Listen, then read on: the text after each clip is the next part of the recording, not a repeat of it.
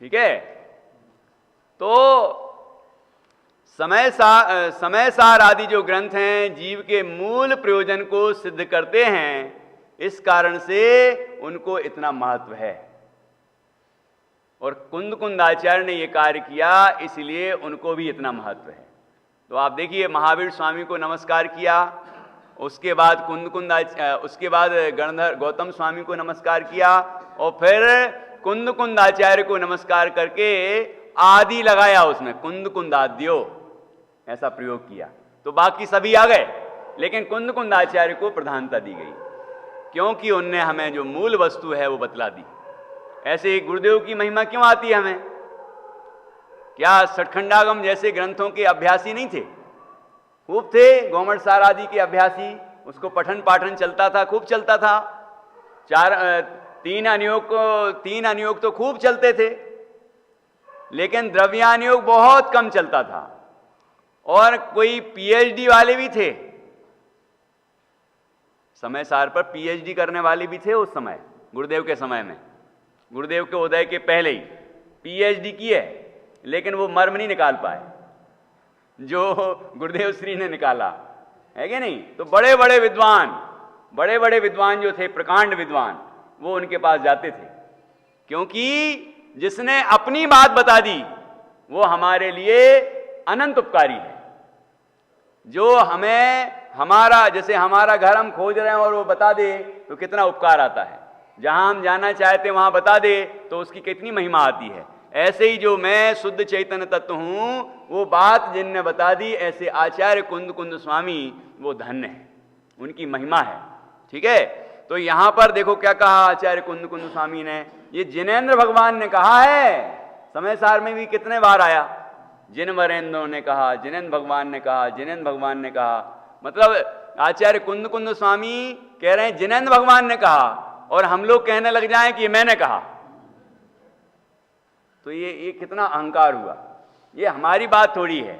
हाँ, ये बात अलग है कि आचार्य कुंद स्वामी ने उसको अपनी बात भी बना लिया है। आगम के सेवन से, युक्ति के अवलंबन से, पर अपर गुरु के उपदेश से और स्वानुभव से उनके अंदर जो निज वैभव का जन्म हुआ है, जो ज्ञान और आनंद का जन्म हुआ है, उससे उन्होंने ये लिखा है, ये परमागम लिखे हैं। ठीक है ना। तो ऐसे ही हमें भी कार्य करना चाहिए। तो देखिए यहां पर क्या लिखा, ये जिनेन्द्र भगवान ने कहा अपने शिष्यों के लिए। तो हम लोग शिष्य हैं कि नहीं? हम सभी भी शिष्य हैं। भगवान महावीर के जो अनुयायी हैं वो सभी उनके शिष्य हैं, तो उन सबके लिए कहा है। अब ये गाथा पढ़ते हैं अपन।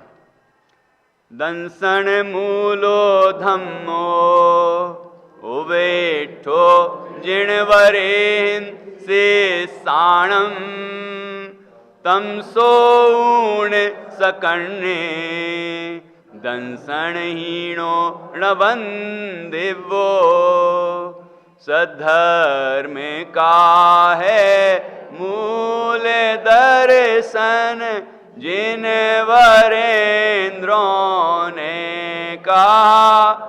हे कान वालो सुनो दर्शन हीन वंदन योग्य ना।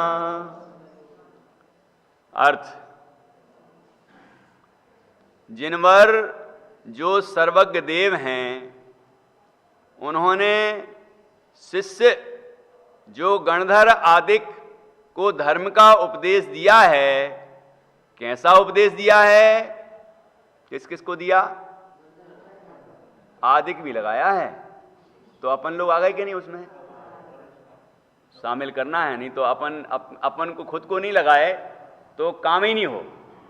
मतलब खुद को भूल, हाँ सबकी बात है, जैसे कोई बात निकले सबके लिए कहा है, सबके लिए कहा। अरे मेरे लिए कहा है, आचार्य ने जो कहा है वो मेरे लिए ही है। मतलब आदिक में तो सभी आ गए, लेकिन मेरे लिए है ये बात। ऐसा अपनापन लगना चाहिए, तब हमें वो बात अपने अंदर लगेगी कि हमसे कहा ही, हम भी शिष्य हैं। हाँ, खास तो मेरे ही लिए कहा। जैसे कहते हैं ना, ये कथा तो मुझे ही प्रदर्शित कर रही है, ऐसा एक सूक्ति वचन है। ये कथा तो मुझे ही दिखा रही है, तो ऐसा लगना चाहिए कि ये बात तो मुझे ही कह रही है, मैं ऐसा हो रहा हूं, मैं ऐसा हूं, मेरी परिणति ऐसी हो रही है, ये मेरे लिए बात है, मुझे सुधारने के लिए कह रहे हैं, ऐसा हमें खुद को लगना चाहिए। तो यहां कह रहे हैं जिनवर जो सर्वज्ञ देव हैं उन्होंने शिष्य जो गणधर आदि को धर्म का उपदेश दिया है। कैसा उपदेश दिया है? कि दर्शन जिसका मूल है। कैसा धर्म का उपदेश दिया है? कि दर्शन जिसका मूल है, मतलब धर्म का मूल दर्शन है। मूल कहां होता है? कि जैसे मंदिर की नींव और वृक्ष की जड़ होती है। ये दो उदाहरण दिए। मंदिर तो बहुत सुंदर है, लेकिन नींव ना हो तो, उसका शिलान्यास ना हो तो क्या होगा कि वो टिकेगा कैसे? ठीक है, फिर अपने यहां तो वो उड़ के आया ना बनेड़िया जी में। अब वो कहते हैं भाई कि उड़ के आया, तो अब जैसी वो तो चमत्कार वाली बात हो गई, तो अब अपन ये नहीं कह रहे कि नहीं आया होगा, बिल्कुल आया होगा, है ना। लेकिन फिर जब चमत्कार वो वाला हुआ है तो ये वाला भी हुआ होगा, उसका आधार भी तो मजबूत होगा, तभी तो इतना बड़ा मंदिर वो इतना बढ़िया तरीके से टिका हुआ है कि नहीं। तो छल ग्रहण मत करना, इसलिए मुझे याद आ गई कि बनेड़िया जी की याद कर लूं। तो देखो, जैसे मंदिर की नींव होती है और वृक्ष की जड़ होती है, उसी प्रकार धर्म का मूल दर्शन है। दर्शन ना नहीं हो, दर्शन मतलब सम्यक दर्शन, दर्शन अर्थात सम्यक श्रद्धान, दर्शन अर्थात तत्वार श्रद्धान, दर्शन अर्थात निज शुद्ध चैतन्य तत्व का श्रद्धान। निश्चय श्रद्धान उसमें गर्भित है, अपन रहस्यपूर्ण चिट्ठी में पढ़ा है ना। तो जो धर्म का मूल दर्शन है, मूल मतलब जड़, मूल मतलब नींव।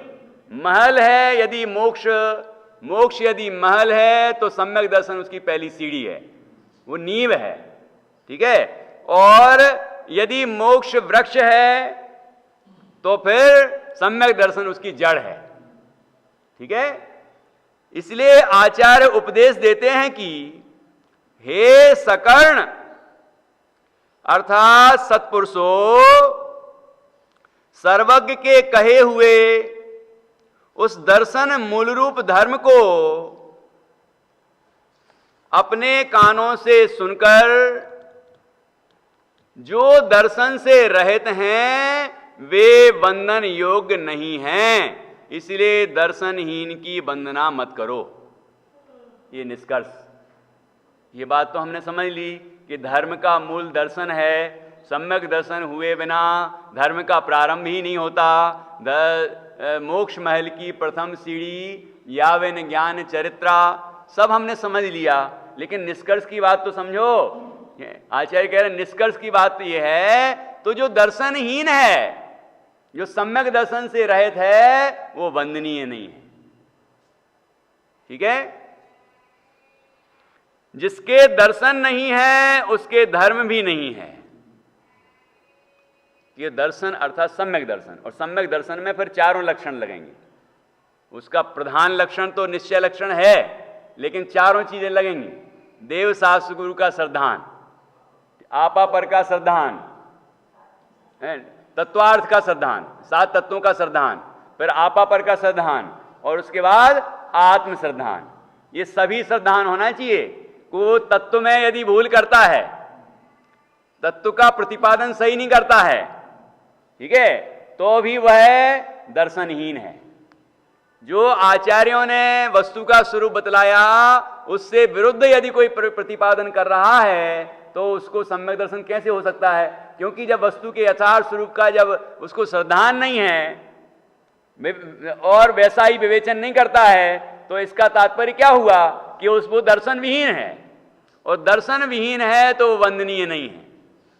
तो पहले अपन को जिन जिन चीजों से समझ में आता हो, प्रतिपादन से समझ में आता है, हाव भाव से समझ में आता है, अभी आएगा इसमें किस किस तरह से हम ये निर्णय कर सकते हैं कि सामने वाले को सम्यक दर्शन है कि नहीं है। अपना निर्णय करने के लिए किसको बुलाना पड़ेगा? बोलिए, किसको बुलाना पड़ेगा अपना निर्णय करने के लिए?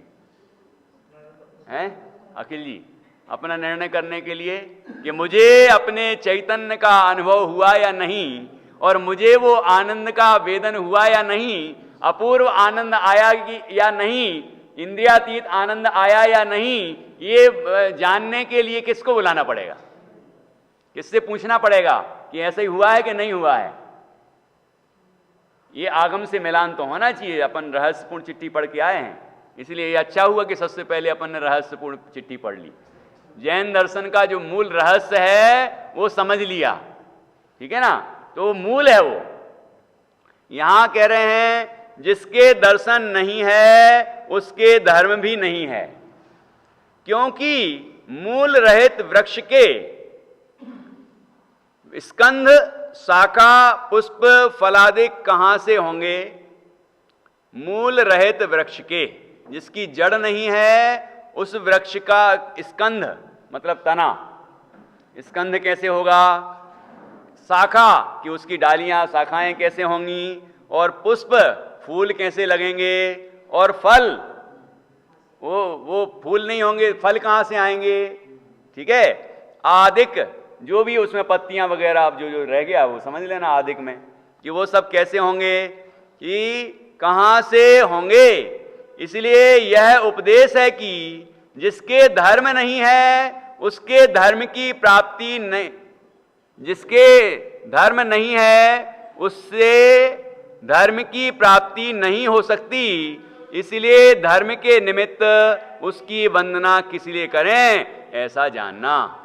जिसके दर्शन नहीं उसके धर्म नहीं, क्योंकि सम्यक दर्शन नहीं है तो ज्ञान सम्यक नहीं है, और चारित्र भी सम्यक नहीं है। और जब सम्यक दर्शन नहीं है तो ज्ञान चारित्र सम्यक नहीं है, मतलब रत्नत्रय पूरा नहीं है। और रत्नत्रय तो होना चाहिए, रत्नत्रय वह धर्म है, और मुनि धर्म है वो। मुनि धर्म रत्नत्रय है, शुद्धोपयोग रूप मुनि धर्म अंगीकार करके मुनि धर्म वो रत्नत्रय रूप है, ठीक है। तो जिसके सम्यक दर्शन ही नहीं है उसके दर्शन धर्म कहां से होगा? तो उसके धर्म की उत्पत्ति हो ही नहीं सकती, ठीक है ना। तो यहां कहा जिसके धर्म नहीं है उससे, अब प्रयोजन की बात, जिसके धर्म नहीं है उससे धर्म की प्राप्ति नहीं हो सकती। जिसने स्वयं परिग्रह का त्याग नहीं किया हो उससे परिग्रह त्याग की प्रेरणा मिलेगी क्या? जो स्वयं निर्ग्रंथ ना हो उससे निर्ग्रंथ होने की प्रेरणा मिलेगी? जो स्वयं सुखी ना हो उससे सुखी होने की प्रेरणा मिलेगी? ये विचार करने की बात है। इसलिए अभी अपन ने चर्चा की थी ना मंगलाचरण में, जो जिन गुणों को चाहता है उन गुणों से युक्त को ही, इष्ट देव को ही वंदन करता है। तो हम वीतरागता आदि चाहते हैं, अनंत चतुष्टय चाहते हैं, आनंद चाहते हैं, इसलिए जो आनंद से परिपूर्ण है, ज्ञान आदि से परिपूर्ण है, हम उनकी वंदना करते हैं, ठीक है। अब उनमें वो हो ही नहीं, अब जिनमें वो हो ही नहीं, जो काम क्रोध से खुद पीड़ित हैं, वो हमें काम से मुक्त कर पाएंगे? जो खुद भयभीत हैं, भाग रहे हैं किसी से, वो हमें भय मुक्त कर सकते हैं क्या? जो खुद राग द्वेष से पीड़ित हैं, वो क्या हमें राग द्वेष से मुक्त कर सकते हैं? क्या उसका मार्ग बता सकते हैं? जो स्वयं दुखी हैं, जो स्वयं संसारी हैं, जो खुद पाप में रम रहे हैं, भोगों में रम रहे हैं, वो क्या हमें उनसे मुक्त करने का उपाय बताएंगे? कि नहीं, वो तो कहेंगे तुम भी खूब खाओ और हमें भी खूब चढ़ाओ, खूब चढ़ाओ, क्योंकि भोगों से ही आनंद मिलता है, वो तो ये कहेंगे। लेकिन आज तक हमें मिला आनंद भोगों से? तो जो जिसके अंदर खुद धर्म नहीं है वो उससे हमें धर्म की कैसे प्राप्ति हो सकती है? ठीक है ना। उपल नाव लिखा, उपल नाव कहां लिखा है? छैडाला जी में आया ना, उपल नाव ते कुगुरु जन्म जल उपल नाव, कि पत्थर, उपल मतलब पत्थर, पत्थर की नाव के समान है। जो पत्थर की नाव में बैठेगा वो पत्थर तो पहले डूबेगा, पहले वो डूबेगा और जो उसमें बैठेगा वो भी डूबेगा। ठीक है, तो जिसके अंदर धर्म नहीं है उससे, अभी तो बात की कि जिसके अंदर धर्म नहीं है, उसके अंदर, जिसके अंदर सम्यक दर्शन नहीं है, उसके अंदर सम्यक ज्ञान भी नहीं है, उसके अंदर सम्यक चारित्र भी नहीं है, रत्नत्रय नहीं है, मतलब धर्म नहीं है, रत्नत्रय रूप धर्म नहीं है। ठीक है ना। तो अब कह रहे हैं कि अब दूसरे की बात कर रहे हैं कि जिसके अंदर दर्शन नहीं है उसके अंदर धर्म नहीं है, जिसके अंदर धर्म नहीं है उससे हमें धर्म की प्राप्ति कैसे हो सकती है। ठीक है, वो हमें वो धर्म का मार्ग कैसे बताएगा, उससे हमें वो प्रेरणा कैसे मिलेगी। अंतर्मुख प्रभु को देखते हैं तो अंतर्मुख होने की प्रेरणा मिलती है। ठीक है ना। तो यहां लिख रहे हैं जिसके धर्म नहीं है उससे धर्म की प्राप्ति नहीं हो सकती, फिर धर्म के निमित्त उसकी वंदना किस लिए करें। सीधी सी बात है, जिससे हमें हमारे प्रयोजन की सिद्धि नहीं होती उसको हम क्यों वंदन करेंगे। ये तो स्वाभाविक सी बात है। भक्तामर जी में भी 10वें काव्य में कही है, नात्यद्भुतम भुवन भूषण भूतनाथ भूतैर गुणैर भुवि भवंत मविष्टु बंता तुल्या भवंति भवतो ननु तेन किंवा भूत्याश्रितम यह नात्म समम करोति। आचार्य कहते हैं ये ज्यादा आश्चर्य की बात नहीं है कि आपकी भक्ति करने वाले, आपके अंदर जो विद्यमान गुण हैं उनकी भक्ति करने वाले आपके समान बन जाते हैं। ये कोई आश्चर्य की बात नहीं है, मतलब आपका भक्त भगवान बन जाता है, ये कोई आश्चर्य की बात नहीं है। तो क्यों नहीं है आश्चर्य की बात? आश्चर्य तो होना चाहिए कि नहीं, दुनिया में भी ये न्याय है, युक्ति है कि जो धनवान की सेवा करता है, यदि वो धनवान स्वामी उस सेवक को अपने समान धनवान ना बनाए, उसको धन ना दे, तो वो उसकी सेवा करेगा क्या? ऐसे स्वामी से क्या प्रयोजन? तो ये तो लोक में ऐसा होता है जब कि वो धनवान की सेवा करने वाले को धन मिल जाता है, तो फिर जो भगवान की पूजा करेगा वो भगवान ना बन पाए, तो ऐसे भगवान से क्या प्रयोजन होगा फिर? तो हे प्रभु, आपके भक्ति करने वाले आपके समान बन जाते हैं, इसमें कोई आश्चर्य की बात नहीं है। तो ये तो न्याय की बात है। ऐसे ही हम स्वयं धर्म चाहते हैं, धर्म को प्रकट करना चाहते हैं, इसलिए हम जो धर्म से युक्त हैं उनकी सेवा करते हैं, तो उनसे हमें धर्म का मार्ग मिलता है, और मार्ग मिलता है तो हम खुद धर्म को प्रकट करके उस परम आनंद को पाते हैं और धर्म का फल मोक्ष को प्राप्त करते हैं। तो यहाँ स्पष्ट लिखा कि जिसके धर्म नहीं है उससे धर्म की प्राप्ति नहीं हो सकती, फिर धर्म के निमित्त उसकी वंदना किस लिए करें, क्या प्रयोजन है उसका, ऐसा जानना। अब यहां पर बार बार आ रहा है धर्म। दर्शन तो अपन ने समझ लिया, सम्यक दर्शन, लेकिन धर्म किसे कहते हैं? वीतरागता को धर्म कहते हैं, वस्तु के स्वभाव को धर्म कहते हैं। बाबूजी बताइए। मनीष जी, दो तो परिभाषाएं हो गई। अच्छा, 10 लक्षण धर्म, उत्तम क्षमादि जो भाव हैं उनको धर्म कहते हैं। और बताइए कोई। हाँ हाँ, वस्तु के स्वभाव को धर्म कहते हैं, वत्थु सहाओ धम्मो। और कुछ और भी तो बची होंगी अशोक जी भाई? नहीं, और नहीं बची। दया धर्म है, ठीक है, दया धर्म। और नहीं, वो भी कहा है, शास्त्र में कहा है, वो ऐसा नहीं है। हाँ, तो दया धर्म है, ठीक है। और बताइए, धर्म की परिभाषा चल रही है, दादा आप भी शामिल हो जाओ। हैं, रत्नत्रय वह धर्म है, बराबर। और कुछ रह गया अभी? चारित्रम खलु धम्मो, चारित्रम खलु धम्मो, प्रवचन सार जी। तो चारित्र वह धर्म है, हैं? अच्छा, चारित्रम खलु धम्मो यहां लिखा है, देखो कोने में, चारित्रम, वो त्रानी बना है ना, आधा ता और ता लिखा है। अब मैं क्या करूं? हाँ, चारित्रम त्रा आना चाहिए, ठीक है। तो चारित्रम खलु धम्मो। चलो और बताइए, कुछ रह गया अभी?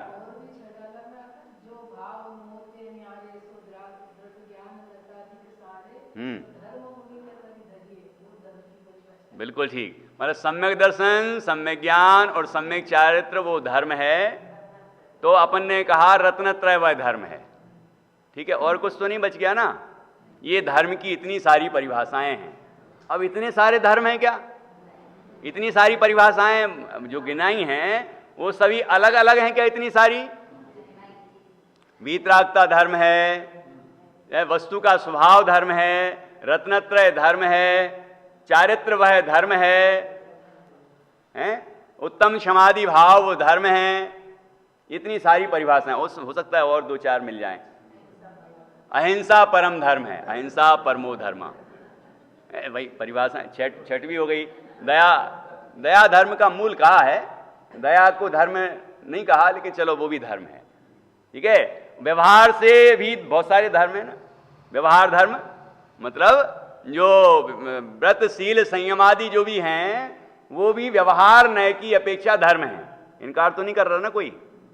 कोई ऐसा तो नहीं कहे व्यवहार से भी नहीं है, ऐसा तो कोई नहीं कहेगा ना। हाँ, व्यवहार से हैं। अब जो धर्म है उसका मूल क्या, पहले तो ये निर्णय करें। ये जो धर्म है इसका मूल क्या? मुनि धर्म है। मुनि धर्म कहते हैं ना, मुनि धर्म अंगीकार करके मुनि धर्म है। अब उसका मूल क्या? मूल है सम्यक दर्शन। जिसको सम्यक दर्शन नहीं उसको धर्म कैसे हो सकता है? जिसको तत्वार्थ का श्रद्धान नहीं उसे सम्यक दर्शन कैसे हो सकता है? ख्याल में आया कि नहीं आया? तो ये धर्म तो इतने सारे जो नाम गिनाए हैं मूल में सब एक ही हैं। मतलब वस्तु का स्वभाव वो धर्म है। तो जब जो जीव का जो वास्तविक स्वाभाविक परिणमन होता है तो वो वीतरागता रूपी होता है, क्योंकि स्वभाव वीतराग है। तो वो वस्तु का स्वभाव धर्म है, वो उसमें आ गया। सुख स्वभाव है जीव का, सम्यक दर्शन, सम्यक ज्ञान, सम्यक चारित्र वो स्वभाव है जीव का। आत्म रूपम तत्, पुरुषार्थ सिद्धि उपाय में लिखा है। इन तीनों की परिभाषाएं दी जब, आत्म रूपम तत् कि वह आत्मा का स्वरूप है। ठीक है, तो वस्तु का स्वभाव और वीतराग धर्म वो एक ही बात हो गई। ठीक है, दो नहीं है, एक है। रत्नत्रय धर्म भी आ गया, वो भी एक ही बात है। और क्या? अहिंसा परमो धर्म। निश्चय से अहिंसा वीतराग भाव है। पुरुषार्थ सिद्धि उपाय में ही आया है कि रागादि भावों की उत्पत्ति नहीं होना ही अहिंसा है। तो निश्चय से वही अहिंसा है।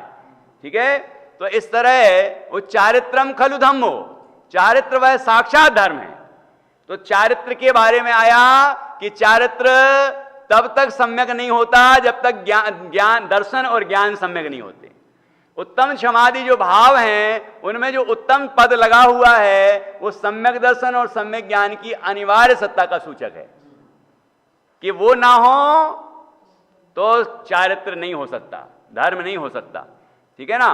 तो ये जितनी भी अलग अलग परिभाषाएं हैं अलग अलग अपेक्षाओं से, उन सबका मूल मर्म तो एक ही है, वो अलग अलग नहीं है। और सबका मूल भी एक ही है और सबका आश्रयभूत तत्व भी एक ही है। जिसके आश्रय से वो सब प्रकट होने वाला है वो ज्ञायक तत्व भी एक ही है। ज्ञायक के आश्रय से सम्यक दर्शन होगा, उसी के आश्रय से सम्यक दर्शन, सम्यक ज्ञान, सम्यक चारित्र होंगे, उसी के आश्रय से ही रत्नत्रय की पूर्णता होगी, पूर्ण वीतरागता होगी। ठीक है ना? उसी के आश्रय से ही उस रत्नत्रय का फल जो केवल ज्ञानादिक हैं, अरहंत दशा है ना, और फिर सिद्ध दशा है, वो आत्मा के आश्रय से ही प्रकट होगी। मतलब आत्मा के आश्रय से मोक्ष मार्ग और आत्मा के आश्रय से ही मोक्ष होता है और परम आनंद होता है। ठीक है? अब आत्मा को ना जाने, कोई कहे आत्मा को फात्मा कह दे, ऐसा अपमान करे, आत्मा गई तेल लेने, ऐसा कहते हैं कुछ, ऐसा भी कहते हैं। भाई जो बड़े बड़े लोगों से मैंने सुना, बड़े बड़े मतलब समझ गए आप, तो भाई जो सुना है और जिससे बुरा लगा है, दुख हुआ है, तो वो तो इशारा तो कर ही दें आपको कि ऐसा कोई आत्मा का अपमान कर रहा है। तो जिसने आत्मा का अपमान किया उसे आत्मा अनुभव में आया होगा क्या? उसने आत्मा को जाना होगा क्या? जिसने आत्मा को जाना होगा वो आत्मा की महिमा से, अनंत महिमा से भर गया होगा, और वो उसके चर्चा में यदि निकलेगा तो वही निकलेगा, उसके बिना क्या निकले। गुणस्थान भी आएंगे, मार्गनास्थान भी आएंगे, सठखंडागम भी आएगा, लेकिन उसका जो मर्म है वो ना आए तो ऐसा कैसे होगा, ऐसा हो ही नहीं सकता। तो इन सब का मूल क्या, ये धर्म का मूल सम्यक दर्शन है। रत्नकर्ण सावकाचार्य जी ने कहा, एक बहुत सुंदर परिभाषा लिखी, बहुत बढ़िया लिखा है। इतनी सारी बातें तो हमने पढ़ी अभी, लेकिन उसमें एक युक्ति दी है, युक्ति बहुत जोरदार, कि संसार दुखतः सत्वान यो धरति उत्तमे सुखे। अब आप निर्णय कर लो कि क्या धरति उत्तमे सुखे। संसार के दुखों से छुड़ाकर जो उत्तम सुख अर्थात मोक्ष सुख में धर दे उसको धर्म कहते हैं। धरति इति धर्मा, जो धरे उसको धर्म कहते हैं। कहां धरे और कहां से धरे, कि संसार से उठा के और मोक्ष में धरे, उसका नाम धर्म। फिर पूछा आचार्य से कि वो क्या है, तो कहते हैं देश्यामी समीचीनम धर्मम कर्म निवर्णनम, ये तो उसी का है। संसार दुखता सत्वान यो धरति उत्तमे सुखे, ठीक है। फिर आगे लिखा सदृष्टि ज्ञान वृत्तानि धर्मम धर्मेश्वरा विदु। सदृष्टि ज्ञान वृत्तानि धर्मम, सम्यक दर्शन, सम्यक ज्ञान और सम्यक चारित्र, ये धर्म है। वहां भी धर्माणी नहीं लिखा, धर्म लिखा। जैसे कि सम्यक दर्शन ज्ञान चारित्राणी मोक्ष मार्ग एक वचन का प्रयोग है, वहां भी एक वचन का प्रयोग है, क्योंकि इन तीनों की एकता का नाम धर्म है, ठीक है। तो ये जो धर्म है वह जीव को तभी प्रकट हो सकता है कि जबकि सम्यक दर्शन हो। और ये युक्ति जो बताई है आचार्य समंतभद्र स्वामी ने रत्नगण सावकाचार्य में, इससे हमें निर्णय करना चाहिए कि हमारे अंदर से दुख दूर हो रहे हैं कि नहीं हो रहे हैं। संसार दुखता सत्वान जीवों को संसार के दुखों से छुड़ाकर उत्तमे सुखे धरती, यो धरती उत्तमे सुखे, उत्तम सुख में जो धरता है उसे धर्म कहते हैं। तो अपने अंदर से दुख दूर हो रहे हैं कि नहीं हो रहे हैं, दुख दूर हो रहे हैं कि नहीं, सुख प्रकट हो रहा है कि नहीं, ये तो खुद को अनुभव में आएगा ना, ये तो अनुभव गोचर है, वेदन प्रत्यक्ष है ये। तो हमें इससे निर्णय करना है कि मुझे धर्म प्रकट हुआ है कि नहीं हुआ, धर्म की भावना भी प्रकट हुई है कि नहीं हुई है, धर्म की ओर हम बढ़ भी रहे हैं कि नहीं बढ़ रहे हैं, उसकी हमें रुचि है कि नहीं है, ये हमें खुद निर्णय करना है, ठीक है। अब बात चलती है कि धर्म कहां मिलेगा। ये तो निर्णय हमने कर लिया कि धर्म, इतनी सारी परिभाषाएं बताई, उसका निष्कर्ष भी निकाल लिया अपन ने, और उसका मूल भी समझ लिया, सम्यक दर्शन, ठीक है ना। लेकिन अब वो धर्म मिलेगा कहां, क्योंकि यहां लिखा है जिसके धर्म नहीं है उससे धर्म की प्राप्ति नहीं हो सकती, फिर धर्म के निमित्त उसकी वंदना किस लिए करें। ये धर्म कहां मिलेगा। धर्म वो भाव है, धर्म वो गुण है, ठीक है, वो पर्याय है, लेकिन ये मिलेगी कहां, धर्म कहां मिलेगा। अखिल जी बताओ कहां मिलता है धर्म। भाई हमें धर्म की बहुत रुचि है ना, ये धर्म कहां मिलेगा।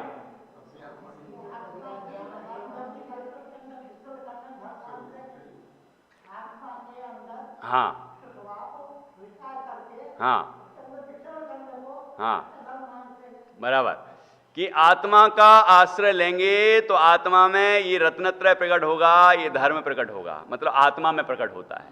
तो धर्म ये भाव है, गुण है, और धर्मी, जिसके अंदर धर्म प्रकट हो वो धर्मी, धर्म को धारण करे उसको धर्मी कहते हैं। मतलब धर्म कहां मिलेगा, ज्ञान कहां होगा, चलो बताओ। ज्ञान, ज्ञान आत्मा में होता है, तो गुण गुणी, ऐसे धर्म धर्मी, धर्मी में ही धर्म होगा ना कि कहीं और होगा। हमारे अंदर धर्म प्रकट हुआ तो हम ही धर्मी हो गए, धर्मी हुए ना, मतलब धर्मात्मा, धर्म है आत्मा, धर्म से युक्त आत्मा हुए कि नहीं। तो धर्म धर्मी में ही होगा। अब हमें धर्म की तो खूब रुचि है, खूब प्राण न्यौछावर है धर्म के लिए। ये धर्म कहां है? धर्म कहां है प्रतीक भैया? धर्म कहां है? धर्म धर्मी के अंदर है, धर्म धर्मात्मा के अंदर है। ठीक है। अब जो धर्मात्मा है, लिखा ना उसमें समय सारदी में कि 5वीं गाथा की टीका, कि वो धर्मात्मा मतलब ज्ञानियों की जो आत्मा, पहले तो आत्मा रुचता नहीं है इसको, फिर आत्मा को जो जानते हैं उनका समागम करता नहीं, उनकी उपेक्षा करता है। ठीक है। जिनने आत्मा जाना उनका समागम नहीं करेगा तो आत्मा पता कैसे चलेगा? जिनने धर्म धारण किया है उन धर्मात्माओं की सेवा नहीं करेगा, उनका समागम नहीं करेगा तो धर्म कहां से आएगा? धर्म धर्मी के बिना नहीं होता। रत्नगण साहुकाचार्य में लिखा है, ना धर्मो धार्मिक ही बिना। तो यदि हमें धर्म की रुचि है तो वो धर्म धर्मात्मा में मिलेगा। कहां मिलेगा? धर्मात्मा में ही मिलेगा। तो धर्मात्मा के प्रति भी उतनी भक्ति होना चाहिए जितनी धर्म के प्रति भक्ति है। और नहीं तो ऐसा लगता है कि जीवनधर कुमार जब बालक थे 5 वर्ष के और वो भोजन करने को बैठे थे, इतने में दरवाजे पर उन्हें एक भिखारी जैसा व्यक्ति दिखाई दिया। ऐसी लपेट लिया जो कपड़ा उसको मिला। ठीक है। और शरीर भी एकदम दुबला पतला काला सा हो गया था। ठीक है। और एकदम भूखा था, बहुत भूखा था। लेकिन जीवनधर कुमार ने देखा और उन्हें कहा, रसोइये को कहा कि इनको भोजन कराओ, भोजन कराइए। बड़े आदर से बगल में बिठाया। आप बिठा सकते हैं दादा? बिठा सकते हैं क्या? बिठाया, फिर उनको भोजन कराया। रसोइये ने जितना भोजन बनाया था सारा खा गए, वो सब खा गए। वो सारा भोजन करने के बाद भी भूख नहीं मिटी। तो जीवनधर कुमार बड़े उत्सुकता से देख रहे थे, ये क्या हो रहा है।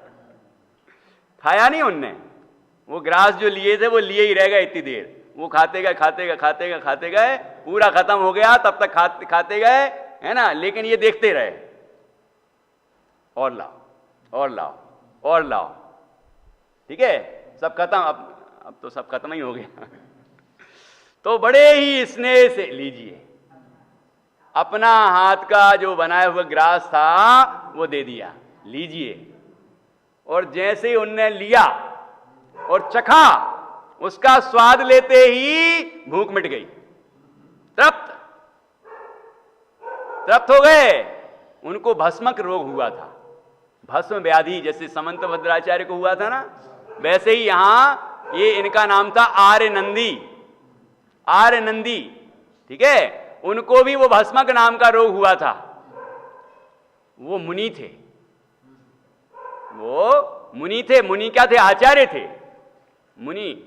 ठीक है ना। लेकिन भस्मक नाम का रोग होने से वो तप के भार को धारण नहीं कर पाए, और तप धारण नहीं कर पाए, भ्रष्ट हो गए, तो वो जगह जगह भोजन खोजने लगे। लेकिन उनने मुनि अवस्था में ये कार्य नहीं किया, मुनि अवस्था में ये कार्य नहीं किया। वो जो नियम है, जो मर्यादा है, वो तो 32 ग्रास होते हैं, उसका गणित है पूरा, उससे ज्यादा भोजन कैसे करें। तो उनने जब वो भार सहन नहीं हुआ तो छोड़ दिया। लेकिन उस अवस्था में यदि करते तो मिथ्या दृष्टि थे, और वो अवस्था छोड़ दी, और जो भी साधारण वेश, जो भी मिला वस्त्र, वो लपेट लिया और घूमने लगे।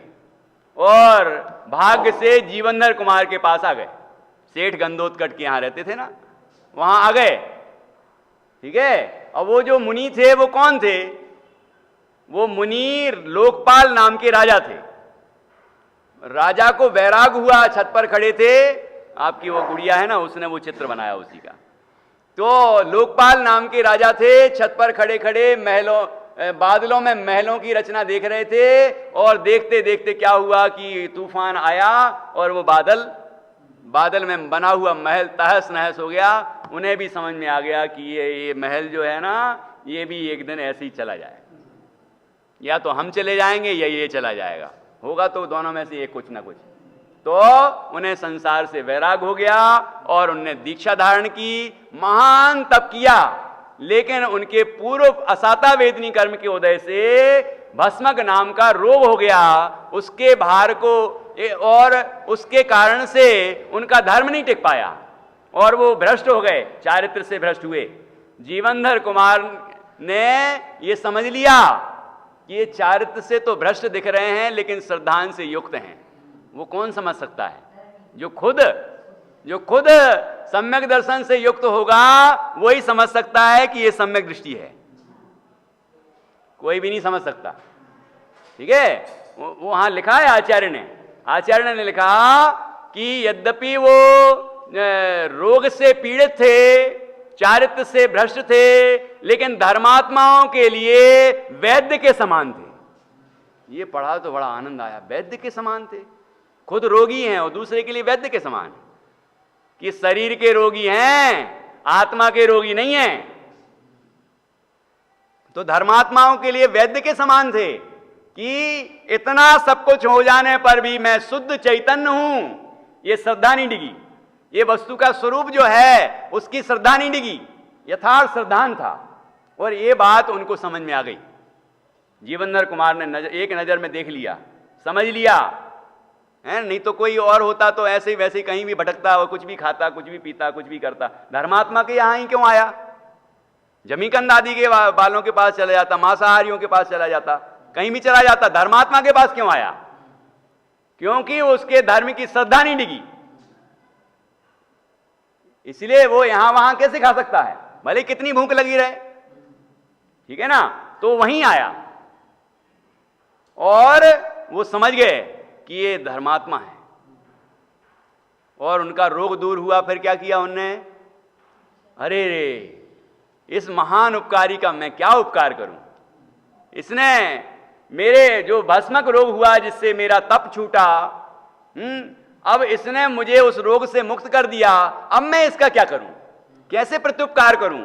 ये खुद भाव आया, जीवनधर कुमार ने नहीं कहा, खुद भाव आया, इस उपकारी का क्या उपकार करूं? तो उनने ऐसा विचार किया, उनकी उम्र थी ना शिक्षा ग्रहण की, तो उनने ऐसा विचार किया कि इनको शिक्षा ही देना चाहिए, क्योंकि ज्ञान दान से बड़ा कोई दूसरा दान नहीं होता। तो उनने चाहते तो वो तुरंत जाके दीक्षा ले लेते, लेकिन उपकारी का उपकार का प्रत्युपकार कैसे करें, वो ऋण कैसे चुकाएं?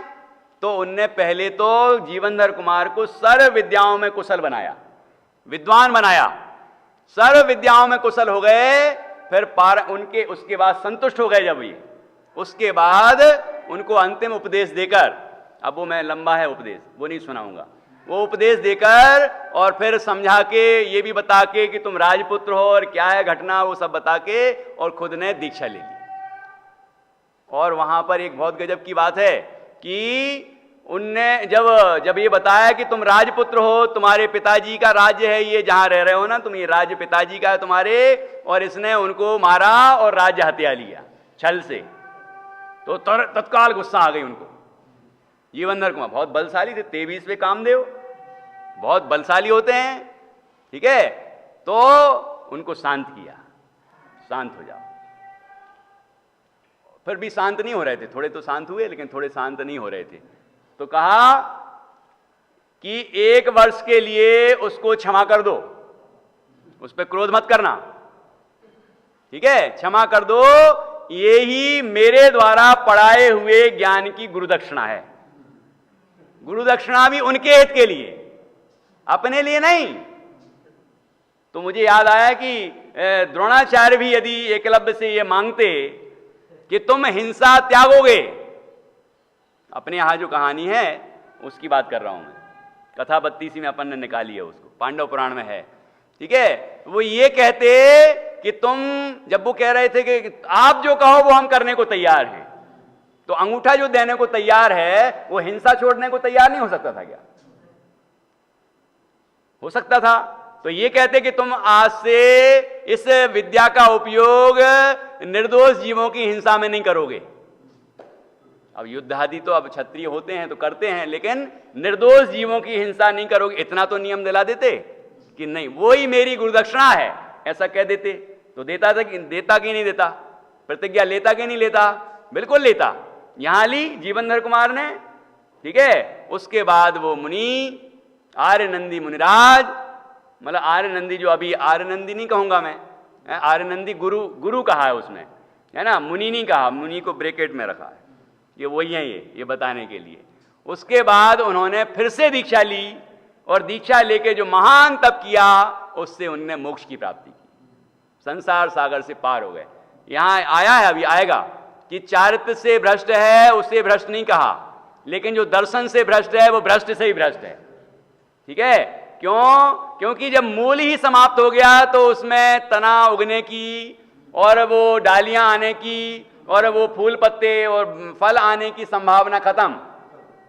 यहां संभावना तो थी और वो फलीभूत हुई कि नहीं हुई, कि उनने फिर से दीक्षा ली और दीक्षा लेके जो महान तप किया तो केवल ज्ञान उत्पन्न हो गया और उनको मोक्ष की प्राप्ति हुई, ठीक है। तो आप बताओ कि धर्म तो धर्मात्मा में ही होता है। अब हम किससे नापते हैं? हम देखेंगे अरे नहीं ये नहीं हो सकता, अच्छा कोई अच्छे बढ़िया बढ़िया कपड़े पहना हो, नहीं ये भी नहीं हो सकता, वो तो सल भी नहीं पड़ती हैं, ऐसे कमेंट्स मारते हैं कुछ लोग, वो तो एकदम टोपी भी बढ़िया लगाते हैं, सम्यक दर्शन नहीं हो सकता। क्यों सम्यक दर्शन क्यों नहीं हो सकता? चक्रवर्ती भरत जी को हो सकता है, ठाठ से बैठते थे वो, और उन्हें नहीं हो सकता। और कोई धोती दुपट्टा पहने हो तो हाँ इनको हो सकता, और फिर कभी वो धोती दुपट्टा छोड़ दें तो, और कुर्ता पजामे में आ जाए तो नहीं, इनको नहीं हो सकता। ये कहां से देख रहे हैं हम? जितना धर्म का अंश है उतना प्रशंसनीय है। यदि जीवों को स्वाध्याय की रुचि है, धन्य है वे जीव जो स्वानुभव की चर्चा भी करते हैं, तो उतना गुण प्रशंसनीय है। वो पूजन करते हैं, भक्ति करते हैं, स्वाध्याय करते हैं, धर्मात्माओं की सेवा करते हैं, उतना गुण प्रशंसनीय है। जितना गुण है वो प्रशंसनीय है, जितना दोष है वो उस भूमिका में दोष नहीं होगा तो क्या होगा? जैसी भूमिका है वैसा दोष भी है, ठीक है। तो ऐसा जितना धर्म का अंश है उतना हमारे लिए प्रशंसनीय है। गुण ग्रहण का भाव रहे नित, दृष्टि न दोषों पर जावे, तो ऐसा भाव होना चाहिए कि नहीं होना चाहिए? तो धर्म कहां मिलेगा? धर्म तो धर्मात्मा के अंदर ही मिलेगा। तो जिसको धर्म की रुचि है, धर्म की भक्ति है, उसे धर्मात्मा की भक्ति भी होना चाहिए। नहीं तो आचार्य कहते हैं मैं मानता हूं कि उसे धर्म की भक्ति है ही नहीं, क्योंकि धर्म तो धर्मी के बिना होते ही नहीं, ठीक है। तो यहां लिखा कि धर्म का मूल क्या? धर्म का मूल है सम्यक दर्शन। और धर्म कहां होगा? धर्मी में ही होगा। और धर्मी में धर्म नहीं है क्योंकि मूल नहीं है, तो फिर वंदनीय नहीं है, वो पूजनीय नहीं है, क्योंकि जब धर्मी ही नहीं है तो फिर पूजनीय कैसे होगा? और फिर उसका समागम करने से मिलेगा क्या? क्या मिलेगा? कुछ नहीं मिलने वाला, ठीक है ना। तो क्योंकि जो हमें चाहिए वो उसके पास है ही नहीं, जिसके पास जो चीज है ही नहीं वो देगा कैसे, ठीक है ना। तो ये बात इतनी तर्कपूर्ण ढंग से, बहुत ही युक्ति से, बहुत सुंदर ढंग से आचार्य ने यहाँ कही है, और उसे पंडित जयचंद जी छाबड़ा जी ने बहुत ही सुंदर तरीके से स्पष्ट किया है। अब एक पैराग्राफ और पढ़ता हूं आगे का। अब यहां धर्म का तथा दर्शन का स्वरूप जानना चाहिए। वह स्वरूप तो संक्षेप में ग्रंथकार ही आगे कहेंगे, तथापि कुछ अन्य ग्रंथों के अनुसार यहां भी दे रहे हैं। धर्म शब्द का अर्थ यह है कि जो आत्मा को संसार से उबारकर सुख स्थान में स्थापित करे सो धर्म है। और दर्शन अर्थात देखना। इस प्रकार धर्म की मूर्ति दिखाई दे वह दर्शन है, तथा प्रसिद्धि में जिसमें धर्म का ग्रहण हो, ऐसे मत को दर्शन कहा है। लोक में धर्म की तथा दर्शन की मान्यता सामान्य रूप से तो सबके है, परंतु सर्वज्ञ के बिना यथार्थ स्वरूप का जानना नहीं हो सकता। परंतु छद्मस्त प्राणी अपनी बुद्धि से अनेक स्वरूपों की कल्पना करके अन्यथा स्वरूप स्थापित करके उनकी प्रवृत्ति करते हैं, और जिनमत सर्वज्ञ की परंपरा से प्रवर्तमान है, इसलिए इसमें यथार्थ स्वरूप का प्रूपण है। अब आगे फिर कुछ धर्म का जो सार है अन्य अनेक ग्रंथों से लेकर यहाँ पंडित जी ने, जयचंद जी छाबड़ा जी ने बहुत ही सुंदर ढंग से स्पष्ट किया है। तो अन्य जगह जहाँ भी हमने पढ़ा होगा वो सभी रिवीजन भी हो जाएगा, कुछ नया विषय भी मिल सकता है ना, कुछ पुराना पक्का होगा, रिवाइज होगा, और कुछ नया भी मिलेगा। तो इस तरह से ये 4-5 पेज हैं, 8 पेज हैं, 9 पेज हैं करीब, इतने पेज में ये पंडित जी ने धर्म का सार यहाँ पर लिखा है। तो उसको हम धीरे धीरे क्रम से पढ़ेंगे और समझेंगे।